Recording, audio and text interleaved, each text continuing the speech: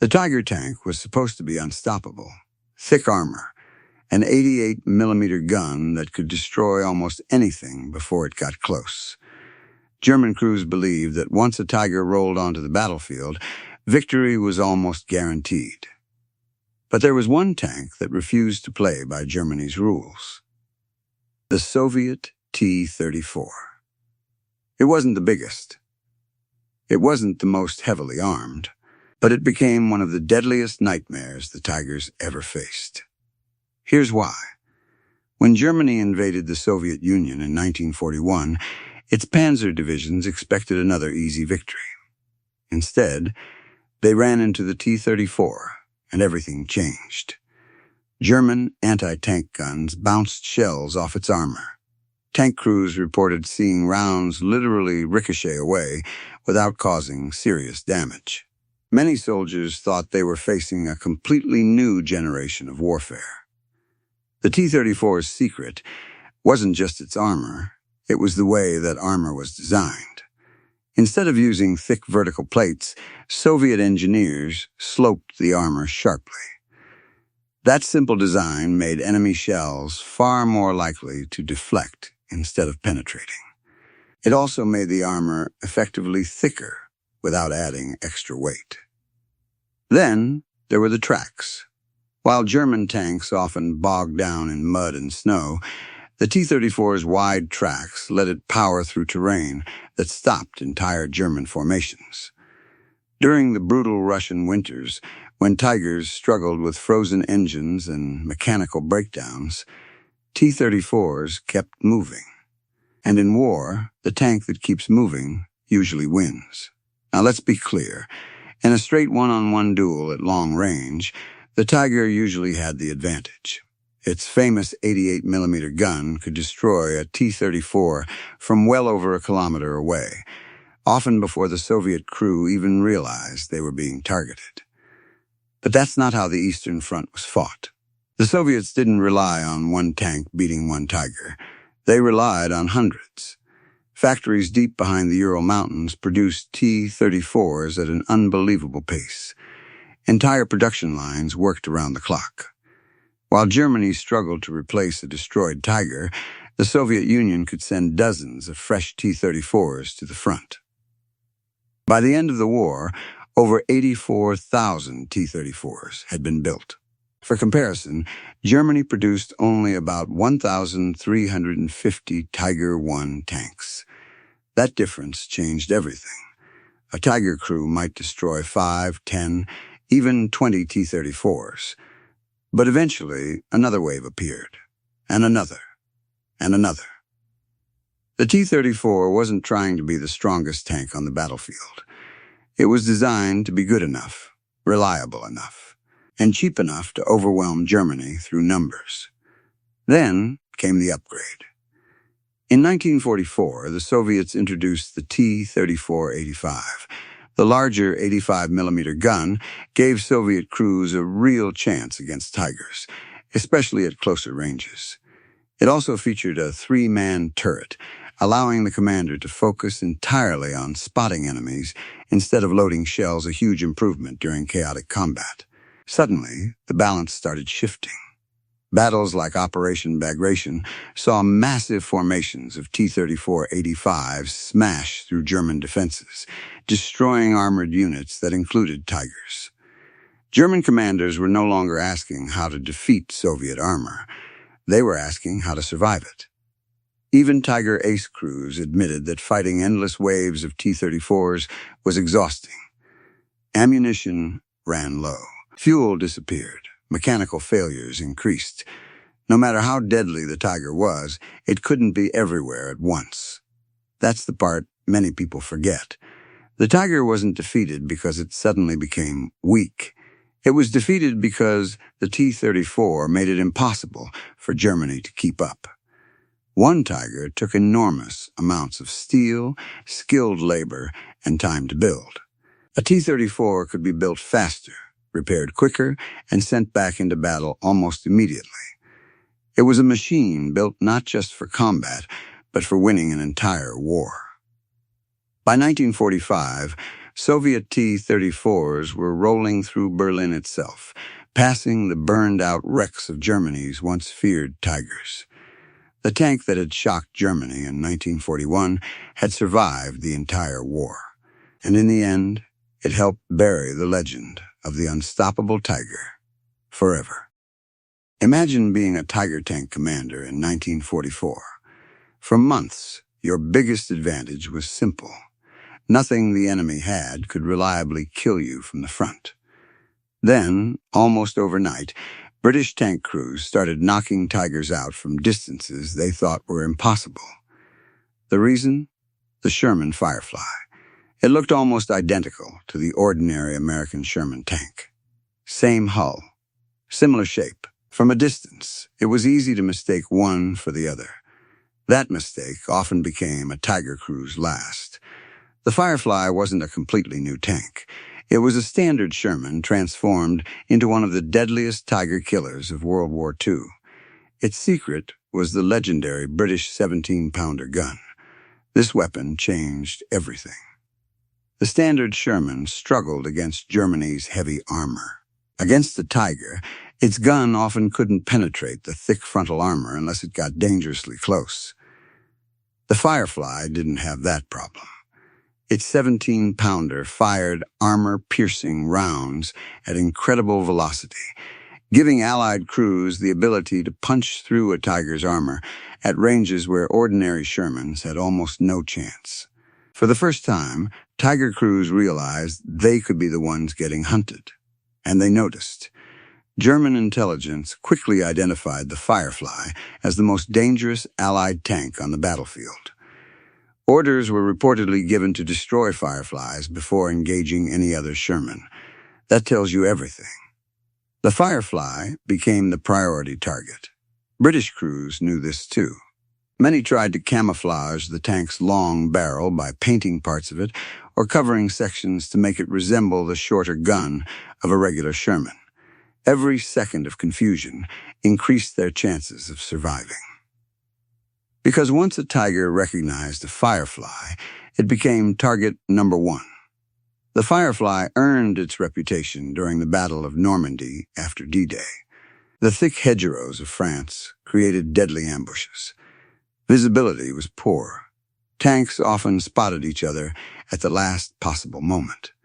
This was exactly where the Firefly thrived. Hidden behind hedges or concealed in defensive positions, it could unleash the devastating power of its 17-pounder before German crews had time to react. One of the most famous moments came on August 8, 1944. During Operation Totalize, a single Firefly, commanded by Sergeant Gordon, was credited with knocking out the legendary German tank ace, Michael Wittmann's Tiger. Wittmann was considered one of Germany's greatest tank commanders, with well over 100 armored kills to his name.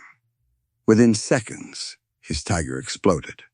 While historians still debate every detail of who fired the fatal shot, the Firefly remains one of the leading and most widely accepted candidates in that engagement.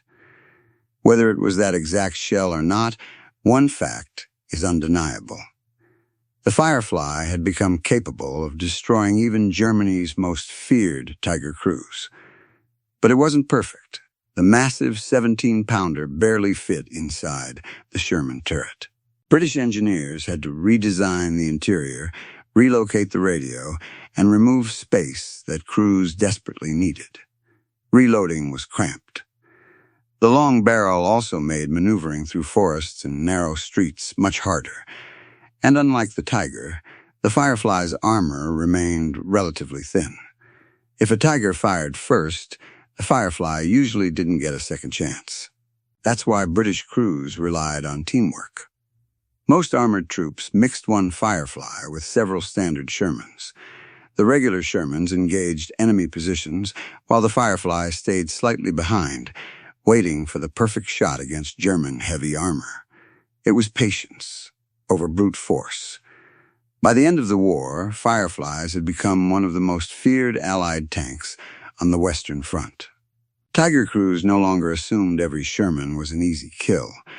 Some of them carried a weapon powerful enough to end the fight with a single, well-placed shot.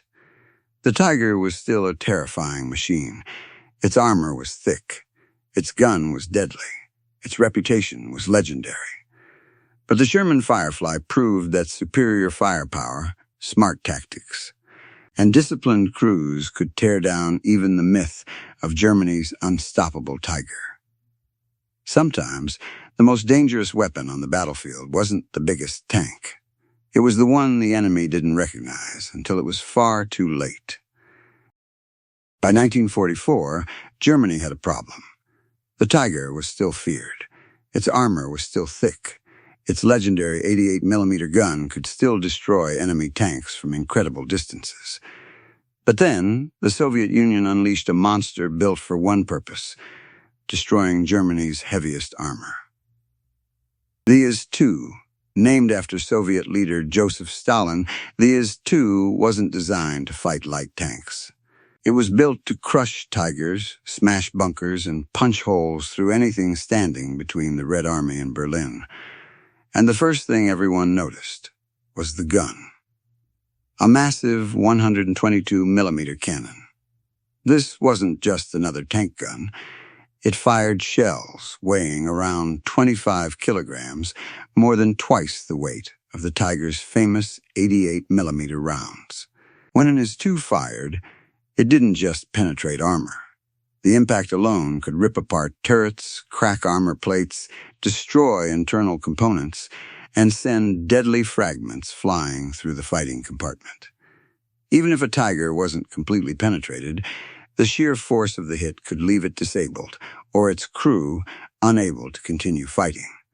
German crews quickly learned to respect that gun. The Tiger still had one major advantage. Its 88mm cannon reloaded much faster, allowing experienced crews to fire several aimed shots while an IS-2 loaded another shell. The IS-2's huge ammunition was heavy, and because it used separate loading ammunition, a trained crew often managed only 2 to 3 rounds per minute. Miss your first shot, and you could be in serious trouble. So, Soviet crews made that first shot count. The IS-2's thick-sloped frontal armor also gave it a real chance against the Tiger. At longer ranges, German shells didn't always guarantee a knockout, while the IS-2 could return fire with devastating effect. It was no longer a one-sided fight. The battlefield had finally found something the Tiger couldn't simply intimidate.